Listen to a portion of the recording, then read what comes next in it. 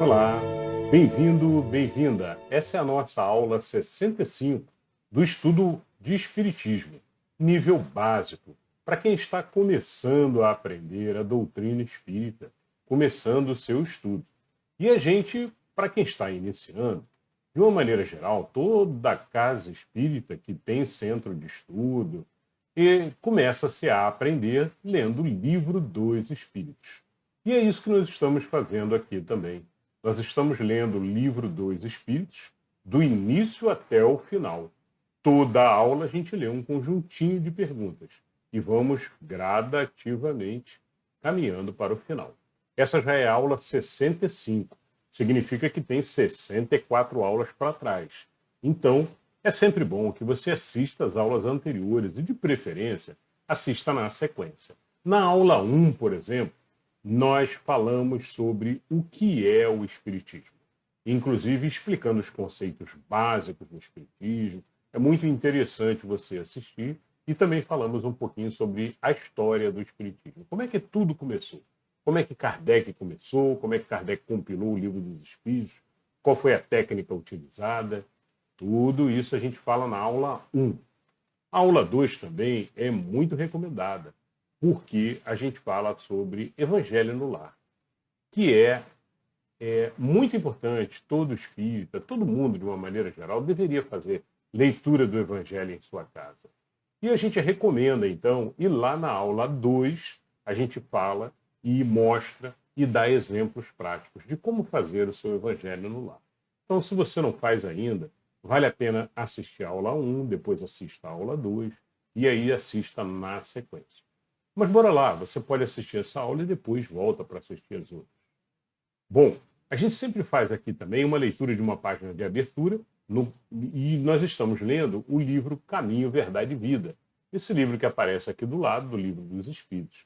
É um livro muito bacana, um livro de Emmanuel, psicografado por Chico Xavier. Então vale a pena você sempre ter em casa, e eu recomendo muito, tanto o Livro dos Espíritos para estudo, quanto o Caminho, Verdade e Vida. Bom, hoje no Caminho, Verdade e Vida nós vamos ler uma página com o título Que é Carne. E no Livro dos Espíritos nós vamos ler da questão 577 até a questão 584. Bora lá então. Começando pelo Caminho, Verdade e Vida, da página Que é Carne. E o Caminho, Verdade e Vida sempre começa com uma leitura de um versículo. Se vivemos em espírito, andemos também em espírito. Paulo, Gálatas, capítulo 5, versículo 25.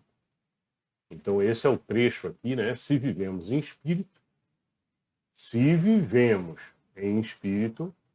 andemos também em espírito. Né? Então essa frase ela é bem... ela fala para a gente, olha, se nós andamos em espírito, o que isso significa? Se a nossa verdadeira vida é espiritual. Né? Se vivemos em espírito, né? Andemos por onde a gente for em espírito. Ou seja, com a mente focada na espiritualidade e procurando constantemente a evolução. É mais ou menos por aí que eu entendo aqui o versículo lido. Agora vamos ver a explicação de Emmanuel. Quase sempre, quando se fala de espiritualidade, apresentam-se muitas pessoas que se queixam das exigências da carne. É verdade que os apóstolos muitas vezes falaram de concupiscências da carne, de seus criminosos impulsos e nocivos desejos. Concupiscências é mais ou menos isso, é desejo pela carne, pela matéria, né? Nós mesmos, frequentemente, nos sentimos na necessidade de aproveitar o símbolo para tornar mais acessíveis as lições do Evangelho. O próprio Mestre figurou que o espírito, como elemento divino, é forte, mas que a carne, como expressão humana, é fraca. Entretanto, o que é a carne? Cada personalidade espiritual tem o seu corpo fluídico. E ainda, não percebestes, porventura, que a carne é um composto de fluidos condensados?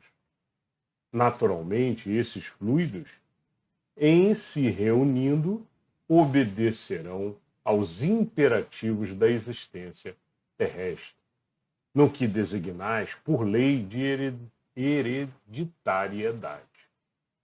Mas esse conjunto é passivo e não determina por si. Podemos figurá-lo como casa terrestre, dentro da qual o espírito é dirigente. A habitação essa que tomará as características boas ou mais de seu possuidor. Quando falamos em pecados da carne, podemos traduzir a expressão por faltas devidas à condição inferior do homem espiritual sobre o planeta. Os desejos alvitantes, os impulsos deprimentes, a ingratidão, a má-fé, o traço do traidor, nunca foram da carne. É preciso se instale no homem a compreensão de sua necessidade de autodomínio, acordando-lhe as faculdades de disciplinador e renovador de si mesmo, em Jesus Cristo.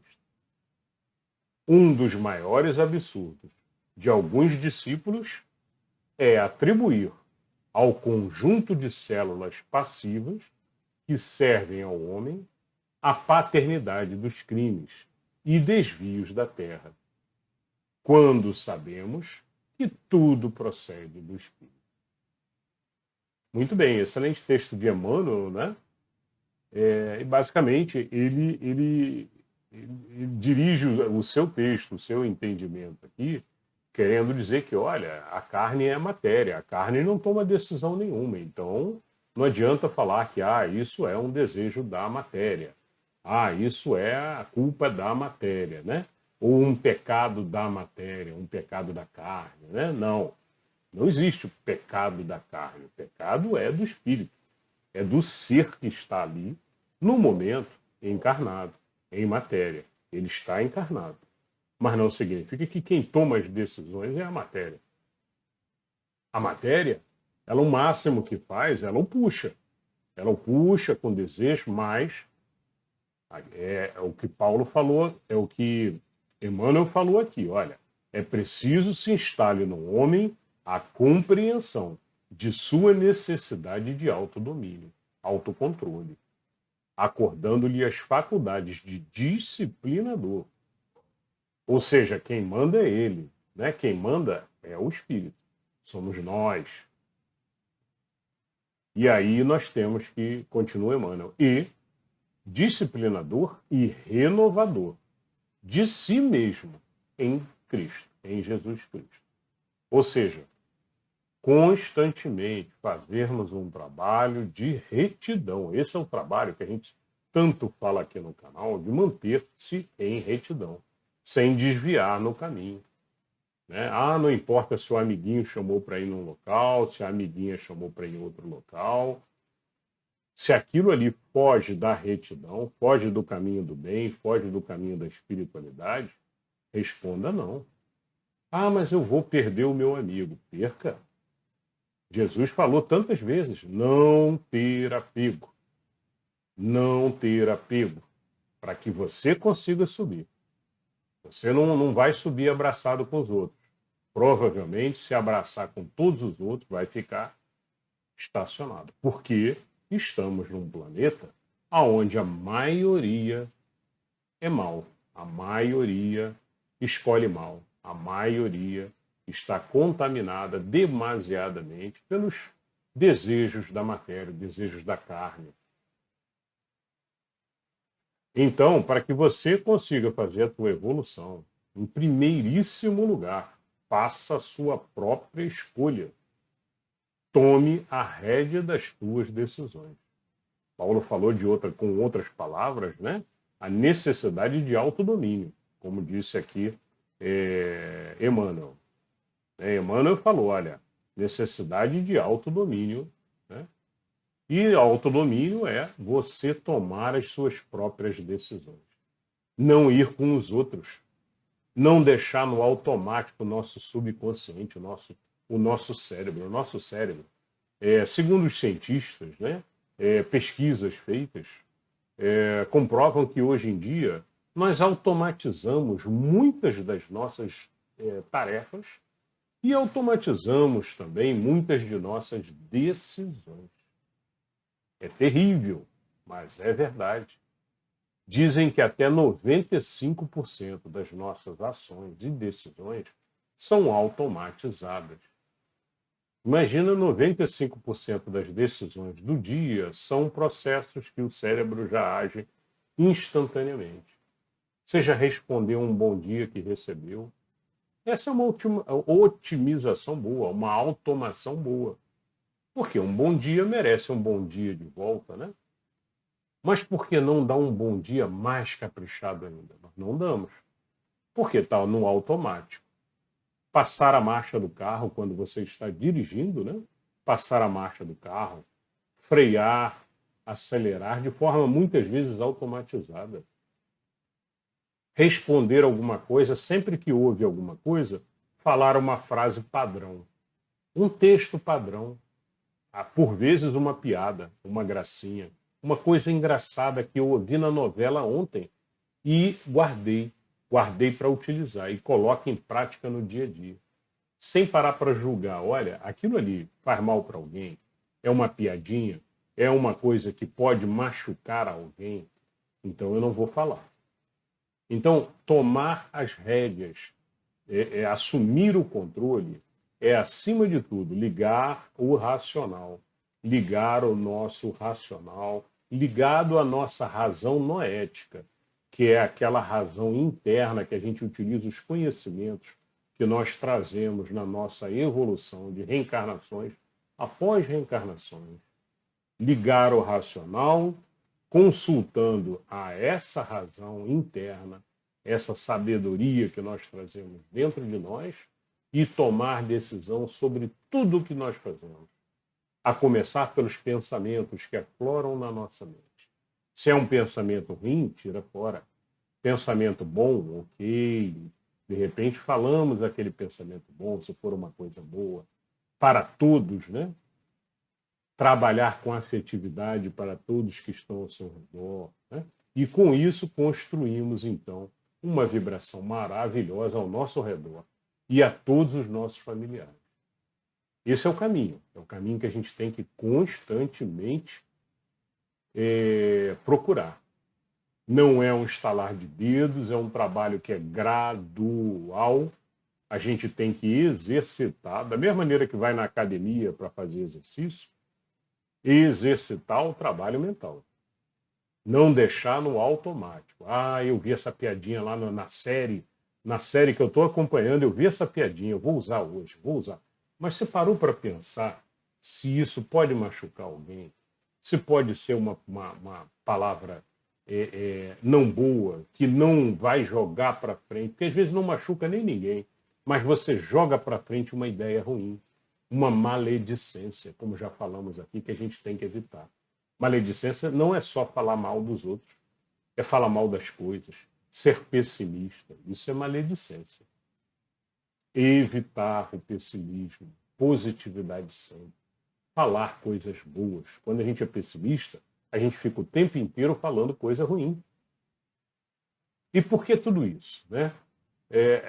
Para manter o nosso controle mental, porque tudo começa na nossa vida, na mente, no consciente, no pensamento. Se a gente está pensando coisa boa, a gente consegue de forma mais fácil controlar para não desviar. É sinal que eu estou controlando o meu raciocínio. E eu não desvio. Da mesma forma, sabemos que de vez em quando recebemos visitinhas da espiritualidade. Às vezes uma visita boa de um mentor, de um espírito que quer nos ajudar e dar uma inspiração boa, uma ideia boa. Puxa, tive uma ideia boa. Muitas vezes a ideia não foi sua. Mas agradecemos profundamente, avaliamos acima de tudo, sempre, sempre. Ah, foi uma ideia boa, não vou nem pensar, vou fazer. Não. Não, pensa sempre, sempre, porque quando você começa a raciocinar em cima daquilo, você pode chegar à conclusão de que aquilo era uma falsa ideia. Às vezes injetada por um espíritozinho que quer te enganar, que quer te colocar no mau caminho. Né? Então a gente tem que trabalhar o tempo inteiro assumindo o controle. Assumindo o controle, como disse Emmanuel aqui tão bem. Né? E é isso, pessoal. Eu acho que a grande lição aqui de o que é carne é isso, é não botar a culpa na carne, de jeito nenhum, porque a gente tem essa mania, né? Sempre colocamos a culpa em outro. Arrumamos alguém para colocar a culpa. Se eu não tenho ninguém, eu vou junto com a manada, porque aí se der errado, todo mundo erra junto. Não. Não é isso o papel das pessoas que quer realmente se espiritualizar e evoluir. Nós temos que fazer a nossa própria escolha, as nossas próprias decisões sobre tudo, tudo na nossa vida. Inclusive religião, inclusive o que eu estou falando aqui agora. Sempre. Não siga ninguém, não ouça ninguém, não assuma nada que esteja escrito. Ah, porque não, isso é um documento muito antigo, é raro, e por isso a gente tem que seguir. Não, de jeito nenhum. Deixa eu parar para pensar se realmente isso é bom. Se for bom, eu sigo. Se não for bom, eu não vou atrás de um documento ou de um papel qualquer que tenha sido escrito há 1.000, 2.000, 3.000 anos atrás. Então, sobretudo na nossa vida, em resumo, sobretudo na nossa vida, pensar, raciocinar, puxar da nossa razão interna, pedir orientação para o nosso mentor numa oração boa e aí sim fazer a escolha. Tá bom? Jamais falar de supetão, jamais falar de improviso. Sempre pensar antes, para não machucar, para não ofender, para não fazer piadinhas que machuquem as outras pessoas, né? Que acontece muito. Bom, é isso, pessoal. Eu acho que a principal mensagem é essa, né? É não colocar a culpa nos outros, jamais, não colocar a culpa na carne. Acima de tudo, assumir a responsabilidade das suas escolhas. Bom, essa foi a leitura de hoje, então, que é carne. Vamos então agora para o Livro dos Espíritos. No Livro dos Espíritos de hoje, essa é a aula 65, nós estamos na parte 2, no capítulo 10, falando sobre as ocupações e missões dos espíritos. Quais são as missões dos espíritos que eles têm, né? O que eles vêm fazer? O que eles normalmente recebem como missões, né? E isso vale para nós também. Muitas vezes nós recebemos missões. Olha, você tem nessa tua encarnação, você tem que fazer isso, tem que fazer isso. Muitas vezes não conseguimos, voltamos, e aí numa outra encarnação nós temos que vir de novo para tentar fazer. Então é isso. Então o assunto é sobre isso. Se nós estamos na aula 65, vamos encerrar esse assunto. Nós já passamos pela aula 63, porque são 26 perguntas. Quase 30 perguntas. Algumas a gente leu na aula 63, algumas a gente leu na aula 64, e agora a gente vai na aula 65 até o final, da questão 577 até a questão 584. Bora lá então. Questão 577. Quando um homem faz alguma coisa útil, faz-la, sempre em virtude da missão em que foi anteriormente investido e a que vem predestinado, ou pode suceder que haja recebido missão não prevista? Essa foi a pergunta de Kardec na 577. Resposta: nem tudo o que o homem faz resulta de missão, a que tenha sido predestinado. Amiudadas vezes é o instrumento de que se serve um espírito para fazer que se execute uma coisa que julga útil. Por exemplo, entende um espírito ser útil que se escreva um livro, que ele próprio escreveria se estivesse encarnado. Procura, então, o escritor mais apto a lhe compreender e executar o pensamento. Transmite-lhe a ideia do livro e o corrige na execução. Ora, esse escritor não veio à Terra com a missão de publicar tal obra. O mesmo ocorre com diversos trabalhos artísticos e muitas descobertas. Devemos acrescentar que durante o sono corporal, o espírito desencarnado se comunica diretamente com o espírito errante, entendendo-se os dois acerca da execução. Bom, sobre o sono, a gente já falou em aulas anteriores, tivemos aulas específicas falando e abrangendo o tema de sono, sonho. Vale muito a pena assistirem quem não assistiu. Né? E o que eles falam aqui, olha, primeiro, muitas vezes o espírito recebe uma missão, mas que não estava programada. Né? É uma missão que foi ali, ele já encarnado, escolheram ele porque ele se apresentou com todos os atributos necessários, inclusive espirituais, capazes de receber aquele contato espiritual. E através do contato espiritual, o espírito vai passar na forma de inspirações para que ele escreva um livro, por exemplo, que foi o exemplo dado aqui pelos espíritos. Né? Agora, os espíritos comentam também que pode ocorrer em sonho também, né? Espírito em sonho, ele se eleva, encontra com outros espíritos, né, chamados espíritos errantes, mas que estão na erraticidade. São aqueles espíritos que estão aguardando uma nova encarnação. São os espíritos que estão em níveis mais altos um pouquinho, né, e que querem, de repente, contar com um espírito que está encarnado para passar um trabalho, para passar uma missão. E aí, durante o sono, muitas vezes, passam uma determinada missão, um objetivo, um livro, né?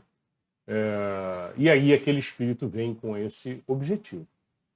Mas não vem com tudo na cabeça. Ele não traz do sono, né, como a gente já estudou anteriormente, não traz todos os detalhes. E aí há necessidade. Ele traz a sementinha no cérebro dele. Vou fazer um livro. Puxa, seria bom fazer um livro. Né? Mas aí ele vai recebendo aos pouquinhos as inspirações. Conforme ele começa a escrever, alguém do lado dele vai transmitindo. Né? Esse espírito bondoso vai transmitindo, então, o seu livro. Ok, bora lá então. Questão agora 578. Poderá o espírito, por própria culpa, falir na missão? Não ter sucesso, né, na missão? Resposta: sim, se não for um espírito superior.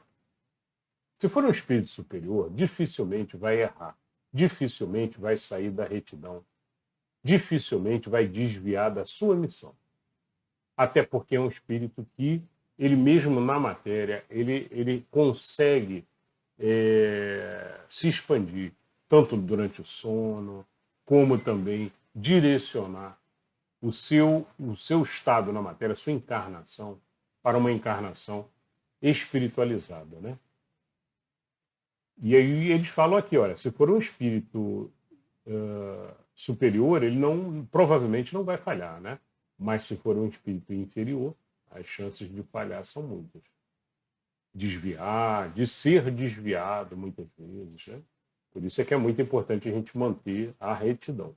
Oração, pensamento constante e auxílio, pedindo constante auxílio de nosso mentor, de Jesus, de Deus. E isso vai nos mantendo ali na direção correta. Questão A, dentro da questão 578. Que consequências lhe advirão da sua falência, ou seja, da sua do seu erro, né? De não ter conseguido. Que consequências virão porque ele não conseguiu? Resposta: terá que retomar a tarefa. Essa é a sua punição. Também sofrerá as consequências do mal que haja causado. Então, se era uma missão e ele não conseguiu e ainda causou mal, gera karma negativo, como se fala, né? Então, gera um karma negativo e ele terá que pagar por isso também. Então, é muito importante se assumir uma missão, ainda mais se assumiu na espiritualidade, sabendo que vinha com essa missão, não falhar. Ir até o final e cumprir a missão. Sempre. Ah, como é que eu sei a minha missão? Como eu sei a minha missão? Né? Já falamos sobre isso em questões anteriores. Mas é retidão, oração constante, pedindo apoio e direcionamento aos nossos mentores, né? Ao nosso mentor, que ele possa chegar e orientar durante o sono, pedindo sempre para ser orientado durante o sono, para ser levado para orientação. Enquanto o corpo descansa, nós vamos durante o sono para estudar, para ser direcionado. Mas tem que pedir, tem que orar antes de dormir, é sempre muito bom. Questão 579.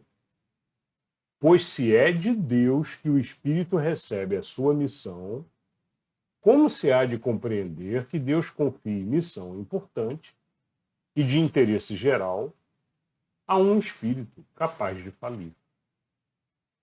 Essa foi a pergunta de Kardec 579. Resposta: não sabe Deus se o seu general obterá a vitória ou se será vencido?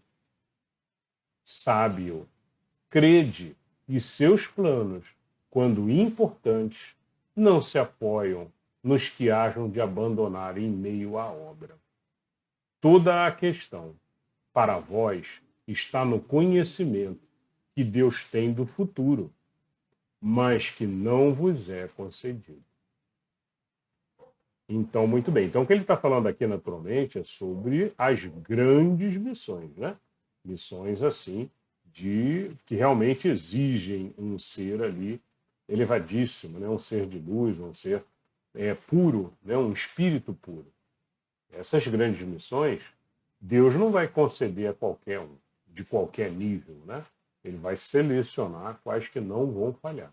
E vai dar apoio para eles também para isso. Ou seja, colocar mentor ali, talvez até mais de um mentor, aí eu estou supondo, mas vai colocar ali acompanhando ele naquela missão para poder direcioná-lo e afastar qualquer influência, principalmente em sendo uma importante missão.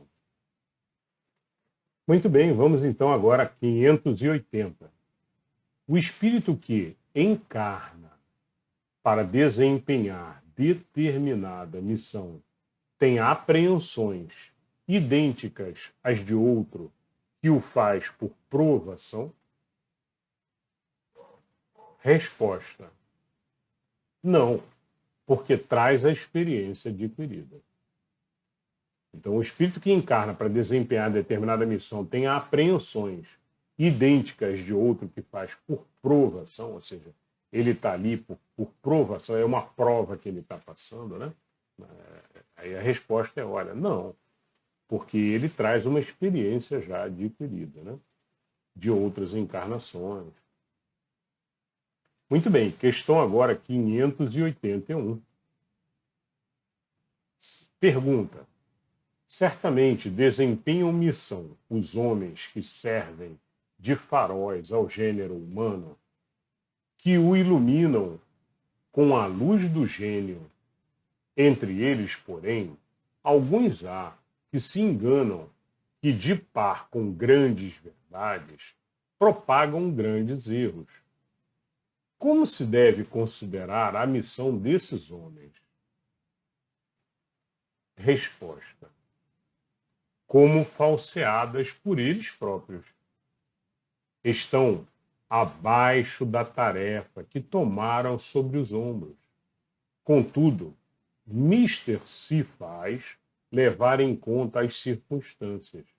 Os homens de gênio têm que falar de acordo com as épocas em que vivem. E assim, um ensinamento que pareceu errôneo ou pueril, numa época adiantada, pode ter sido o que convinha no século em que foi divulgado. Bom, uma resposta muito interessante, né, dos espíritos aqui.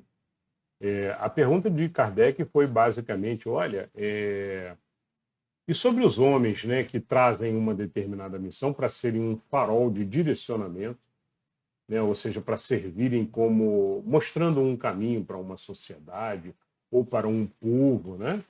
E de repente percebe-se que, olha, alguma das coisas que eles ensinaram, né, são erradas, né? São ensinamentos errados que não deveriam ter sido ensinados como direcionamento da humanidade, né? E aí, a resposta dos espíritos, muito interessante, eles falam, olha, eles erraram, eles falsearam, né? Estão abaixo da tarefa que tomaram sobre os seus ombros, né?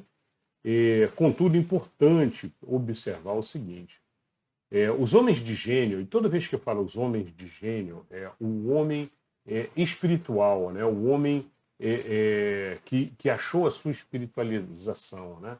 Um ser um pouco mais acima dos demais que estão ainda na matéria, né?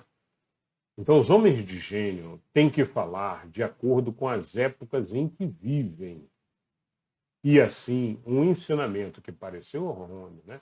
Muitas vezes a gente olha assim, a gente vê, mas isso aqui está errado, isso aqui foi escrito pelo profeta tal, mas está errado. Ah, isso aqui foi escrito pelo fulano de tal lá atrás, e isso aqui não tem nada a ver. O próprio Jesus, né? Jesus desdisse Moisés em muitas dos dizeres de Moisés do Antigo Testamento. Jesus foi contra e falou, não, Moisés estava errado nisso, com todas as palavras. Né? E por quê? Porque não é que ele estivesse errado, mas é que Moisés passou um ensinamento que eram para os homens daquela época de Moisés, que os homens daquela época precisavam ouvir. E precisamos compreender isso. Essa resposta traz exatamente isso. Olha, muitas vezes a gente olha para trás assim e fala assim, não, mas peraí, isso aqui que foi ensinado estava errado. Não, não é que esteja errado, é que era a mensagem necessária para aquele tipo de civilização daquela época. A civilização ali de Moisés era muito ainda atrasada. Eram pessoas, eram seres espirituais ali que estavam muito atrasados e que não tinham condição de compreender outra coisa senão vingança, olho por olho, dente por dente, por exemplo. Né? Imagina se naquela época alguém surgisse falando de amai-vos uns aos outros, né? E dar a outra face. Não ia para frente a ideia. Né? Por quê? Porque eram seres muito atrasados. Então, Moisés trouxe o que tinha para segurar a violência, para diminuir a violência. Naquela época era isso. E aí depois veio Jesus, uma nova mensagem, né? E a mensagem de Jesus trouxe, em sua época, foi a mensagem do amai-vos uns aos outros, né? Cada vez mais a gente vai sempre evoluindo, né? Sempre evoluindo de acordo com o que se pode passar para aquelas pessoas daquela época, né? E veio o Espiritismo, não para substituir de forma alguma ninguém, mas para agregar com os conhecimentos da espiritualidade. Como é que tudo funciona? Agregando todos os ensinamentos também que Jesus ensinou. E explicando muito do que a gente vê nos ensinamentos de Jesus, nos ensinamentos dos primeiros cristãos, nos ensinamentos dos gnósticos, dos ensinamentos que a gente encontra, por vezes, nos evangelhos canônicos também. Tem muita coisa lá dentro que a gente só entende se a gente conhece o Espiritismo. Né? Muito bem, então eu acho que é mais ou menos por aí. Vamos à questão agora, 582. Pode-se considerar como missão a paternidade? A paternidade pode ser considerada uma missão? Resposta: é, sem contestação, possível uma verdadeira missão. É, ao mesmo tempo, grandíssimo dever e que envolve mais do que o pensa o homem, a sua responsabilidade quanto ao futuro. Deus colocou o filho sob a tutela dos pais, a fim de que estes o dirijam pela senda do bem, e lhe facilitou a tarefa, dando àquele uma organização débil e delicada, que o torna propício a todas as impressões. Ou seja, na fase infantil, né, que o ser vem, ele passa pelaquela fase infantil justamente para que ele possa receber dos pais toda a orientação de direcionamento, do caminho do bem, do que é certo e do que é errado. Aquela fase que vai até os 10 anos de idade, mais ou menos, tem uma variação de um ser para o outro, mas essa fase da infância é a fase justamente que os espíritos narram aqui como a fase principal para que os pais passem os conceitos todos para o ser. Muitos há, continua aqui os espíritos, muitos há, no entanto, que mais cuidam de aprumar as árvores do seu jardim e fazê-las dar bons frutos em abundância, do que de formar o caráter de seu filho. Está falando aqui sobre trabalho, né? Muitas pessoas se preocupam mais com o trabalho, né? E fazer, então, enriquecer e tudo, do que cuidar do caráter dos filhos, né? A gente falou sobre isso na aula passada também, na leitura que nós fizemos do Caminho, Verdade e Vida. Muito interessante. E aí continuam. Se este vier a sucumbir por culpa deles, suportarão os desgostos resultantes dessa queda e partilharão dos sofrimentos do filho na vida futura, por não terem feito o que lhes estava ao alcance para que ele avançasse na estrada do bem. Tá? Então, a paternidade é vista também, como os espíritos respondem aqui, como uma missão. Né? A gente fala paternidade aqui, a paternidade é maternidade também, né? Paternidade aí envolve os dois gêneros aqui. Muito importante é saber cuidar, principalmente, do direcionamento moral desses seres. Né? Por vezes, em locais de alto desafio contra a moral, né? Em que todos os que estão ali naquela região, amiguinhos dele, remam no caminho contrário, no caminho errado, né? Mas aquele ser ali tem que ser muito bem trabalhado, colocando-o no caminho correto, para não desviar, para não pegar o caminho errado junto com os outros. E gera karma, né? Como tudo, gera karma positivo ou karma negativo. É isso que os espíritos comentam aqui também. Muito bom. Vamos à questão 583. Lembrando que hoje nós vamos até a 584. 583.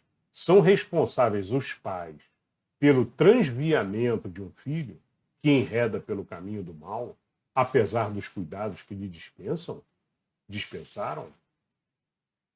Resposta: não. Porém, quanto piores forem as propensões do filho, tanto mais pesada é a tarefa e tanto maior o mérito dos pais se conseguirem desviá-lo do mau caminho.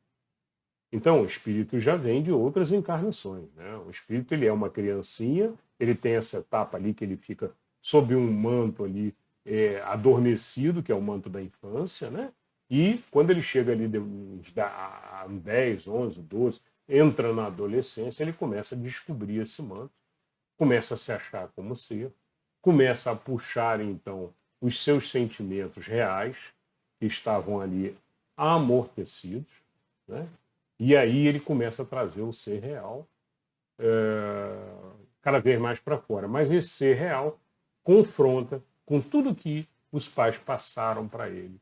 E se souberam passar bem, colocando sempre os conceitos do certo e do errado, né? E se continuarem passando isso ao longo da adolescência e até depois disso, se for possível, né?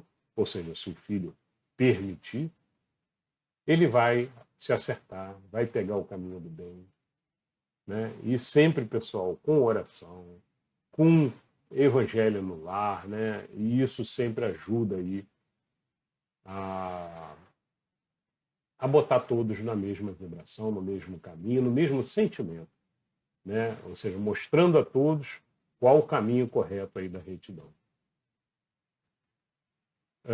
Mas é muito interessante, eles responderam aqui, olha, não, os pais não têm a responsabilidade pelo mau caminho, mas será de grande mérito se eles conseguirem, principalmente um espírito que já vinha já de várias encarnações pegando caminhos errados, né?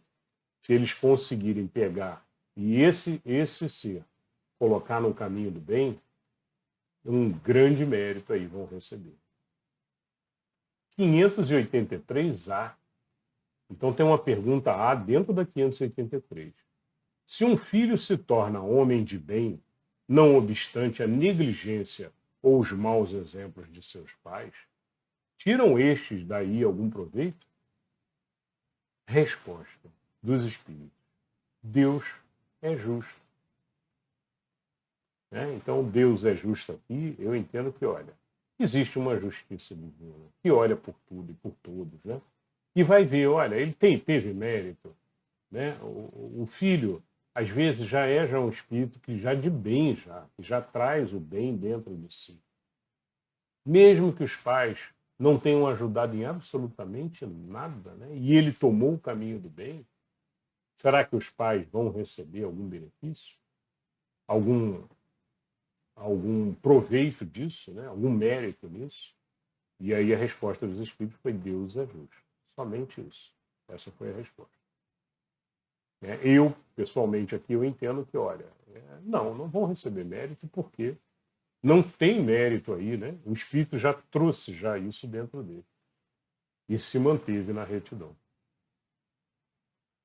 Questão, mas é a minha opinião. Coloquem a opinião de vocês aqui embaixo nos comentários, é sempre muito bom. Comentem à vontade todas as perguntas com o que vocês acharam.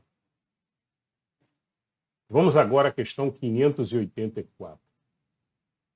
De que natureza será a missão do conquistador que apenas visa satisfazer a ambição e que, para alcançar esse objetivo, não vacila ante nenhuma das calamidades que vai espalhando?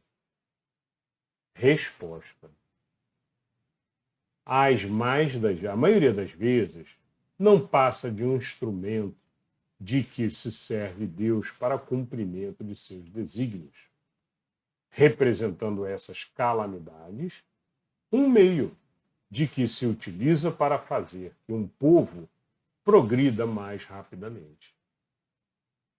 Então, muitas vezes aí são os objetivos de Deus mesmo, né? Direcionando aí e ajudando até para que o povo progrida mais rapidamente. Às vezes, as calamidades, né, o mal tem que chegar ao extremo para que o povo se levante e perceba que, olha, o caminho estava errado, vamos mudar o caminho. Né? Então, por vezes, é necessário que venha alguém e provoque isso. Questão A, dentro da 584. Nenhuma parte tendo na produção do bem que dessas calamidades passageiras possa resultar, pois que visava um fim todo pessoal, aquele que delas se constitui instrumento, tirará, não obstante, proveito desse bem? Ou seja, pensando, se for um indivíduo que estava só pensando em si mesmo, né, ele vai tirar algum proveito? Né?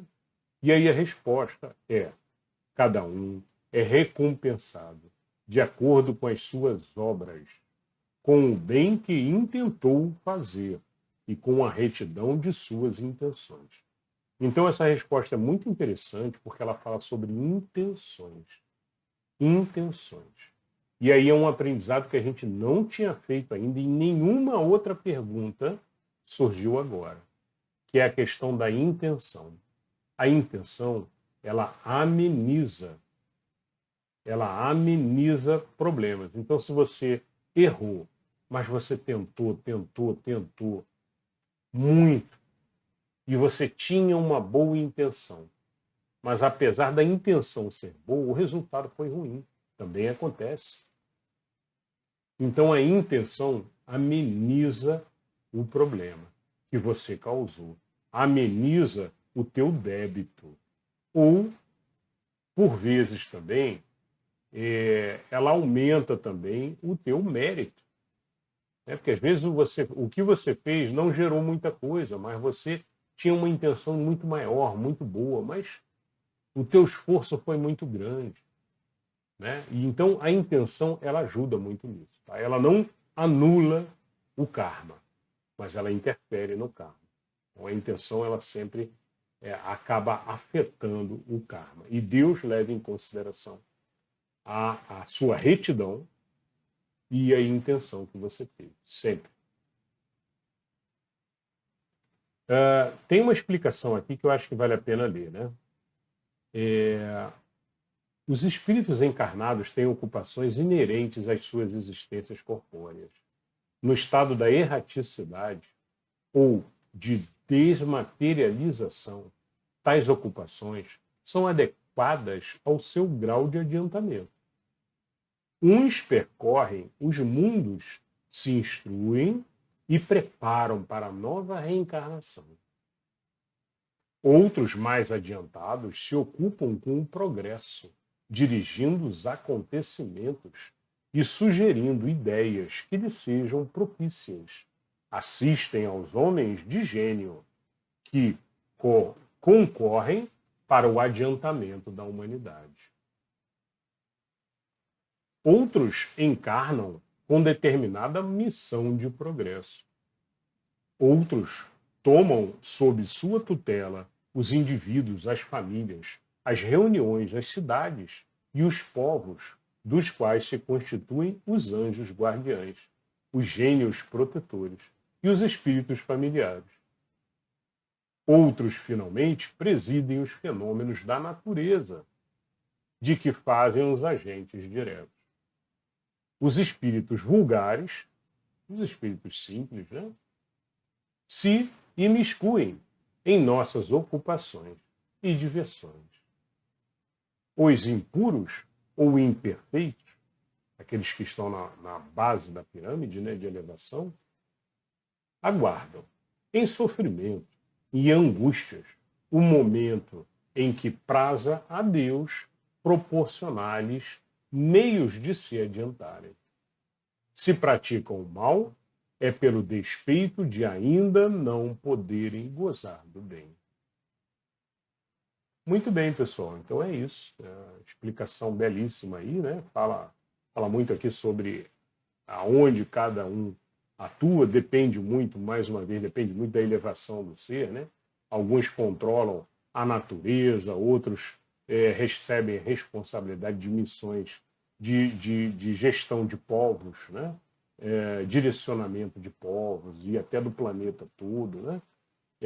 Trazendo novidades, trazendo uma tecnologia nova, lembrando que a tecnologia começa sempre na espiritualidade primeiro, né? E aí da espiritualidade desce para cá aquela ideia nova, aquela tecnologia nova, e aí se difunde, né? Difunde para fazer o crescimento do povo, o crescimento do mundo, o crescimento do planeta, e sempre no caminho do bem, sempre no caminho e sob a gestão de Deus. Ok, pessoal, então é isso, tá? Terminamos hoje aqui na 584, finalizamos o capítulo 10 e na próxima aula nós vamos começar o capítulo 11. E o capítulo 11 é super interessante. Nós vamos falar dos 3 reinos. Então, nós começamos o capítulo 11 falando sobre os minerais e as plantas. Depois nós vamos falar sobre os animais e o homem. E depois nós falamos sobre metempsicose. O que é isso? Como funciona? O que é, né? Então é isso, tá? Minerais e plantas na próxima aula. Nos vemos lá. Espero que vocês tenham gostado. Um beijo no coração de todos. Até lá.